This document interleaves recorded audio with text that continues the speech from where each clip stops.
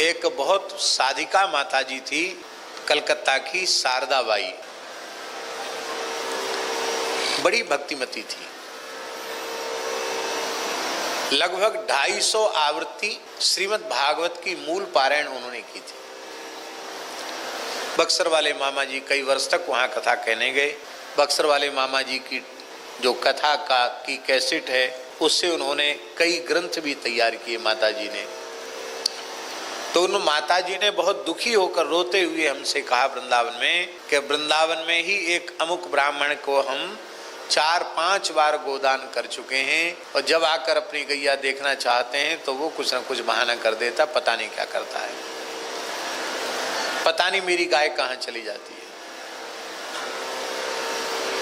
तो मेरी इच्छा है कि 2 गैया आप मलुक पीठ में ले लीजिए। मैंने कहा भैया हमारा शरीर ब्राह्मण कुल का है, भैया ये बात तो बिल्कुल सही है, लेकिन गोदान की जो विधि है ब्राह्मण के लिए है, साधु के लिए नहीं है।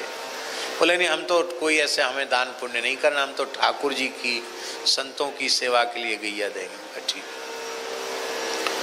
तो फिर जयपुर से थार नस्ल की गैया आई और उनका वंश यहाँ भी है जड़कोर में, और मलुक पीठ गौशाला में भी उनका वंश चल रहा है। उन 2 गायों से कम से कम 100-125 गाय हो गई। हम ये बात इसलिए कह रहे हैं कि दान लेने वाले भी कई बार गाय को इधर उधर कर देते हैं, लेकिन गौशाला में गाय सुरक्षित होती है। जो कम गैया रखने वाले हैं वो भी ऐसे ही करते हैं कि गाय अब दूध के लिए योग्य नहीं रही तो कहीं ना कहीं किसी को दे देंगे, भाई थोड़ा बहुत हो गया, जाओ तुम ले जाओ। अब उसके पास भी बूढ़ी हो गई, अयोग्य हो गई, तो वो कहाँ भेजेगा? बहुत श्रद्धावान होगा तो बेचेगा नहीं, पर खूंटा से खोल देगा। तो भटकती हुई गाय को रोड से उठाने वाला कौन होगा?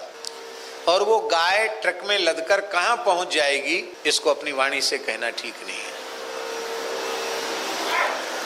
इसलिए लगता है व्यास जी ने कलयुग की इस समस्या को विचार करके ही रुग्ण वृद्ध बधिकों से बचाई हुई गायों का दान गौशालाओं में ही करना चाहिए, जिससे आर्थिक सहयोग गौशालाओं को मिले और बड़े पैमाने पर गौ सेवा हो सके।